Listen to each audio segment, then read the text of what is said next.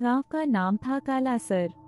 यह गांव घने जंगलों के बीचों बीच स्थित था और वहां जाने की हिम्मत कोई नहीं करता था।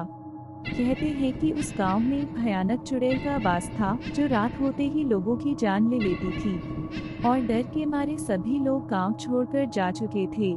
कई साल पहले उस गांव में कमला नाम की एक औरत अपने परिवार के साथ रहती थी।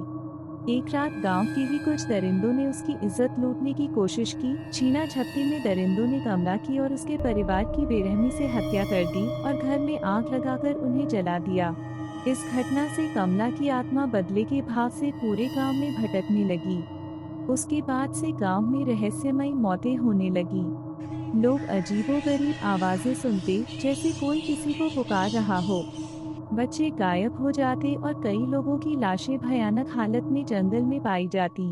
लोग कहते हैं कि कमला की आत्मा अब चुड़ैल बन चुकी है और वह अपने साथ हुई दरिंदगी का बदला ले रही है। गांव वालों ने कई बार तांत्रिकों को भी बुलाया, लेकिन वह हमेशा असफल रहे। कभी तांत्रिकों का सिर गायब होता या तो वह मृत पेड़ से लटके हुए मिलते।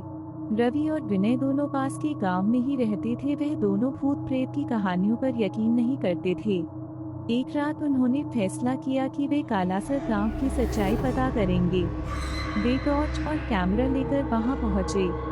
रात का समय था और पूरा गांव वीरान पड़ा था। अरे भाई, यहाँ पर कितना सन्नाटा है और पूरा गांव तहस नहस हो गया है। विनय, ये गांव तो काफी डरावना लग रहा है। मुझे तो बहुत डर लग रहा है। घर खंडहर बन चुके थे और पेड़ों पर कौवों की डरावनी आवाजें गूंज रही थीं। जैसे ही उन्होंने कैमरा ऑन किया, ठंडी हवा का झोंका उनके शरीर को चीरता हुआ निकल गया।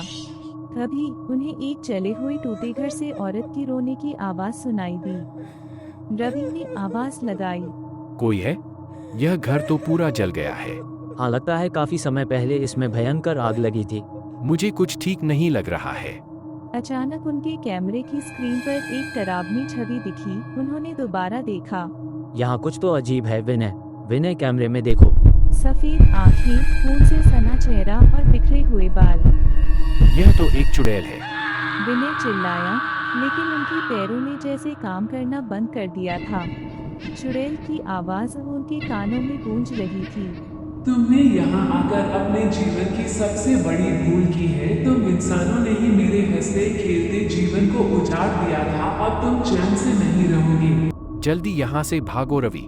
दोनों जैसे तैसे गांव से बाहर भागे, लेकिन भागते समय विनय अचानक गिर पड़ा। रवि, बचाओ, बचाओ। विनय, तुम्हारे ऊपर चुड़ैल है। मुझे छोड़ दो, मुझे जाने दो। चुड़ैल के डर के मारे उसका चेहरा नीला पड़ चुका था और उसकी आंखें सफेद हो चुकी थीं। विनय की मौत उसी वक्त हो गई।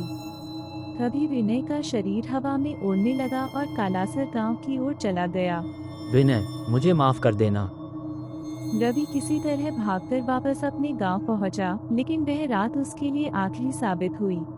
सुबह उसे उसके घर में मरा हुआ पाया गया।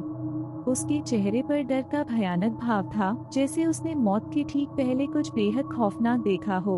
लोग कहते हैं कि कमला की चुड़ैल आज भी उस गांव में भटकती है और जो भी वहां जाता है उसे कभी वापस नहीं आने देती। अगर आपको यह वीडियो अच्छा लगा हो तो कृपया करके चैनल को सब्सक्राइब करें, लाइक, कमेंट और शेयर कीजिए।